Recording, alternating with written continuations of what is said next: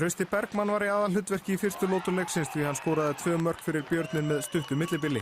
Fyrra markið var sérlega glæsilegt hjá Trausta, en eftir að hann skoraði síðara markið og kom Birninum í 2-0 virtist ekkert geta stöðvað Björnin.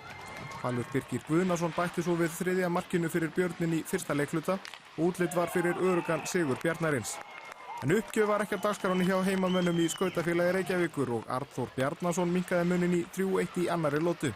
Það virtist kveikja í SR-ingum því Samuel Krakaver skoraði svo annað mark SR í öðrum leikluta og breytti stöðunni í 3-2.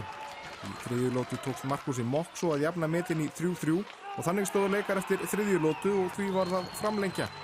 SR fullkomnaði svo viðsnúning sinn í leiknum þegar Miloslav Rasanski tryggði SR 4-3 sigur með gullmarki í framlengingunni og SR hefur nú 12 stig í þriðja sæti Íslandsmótsins, 2 stigum á eftir Birninum sem í öðru sæti.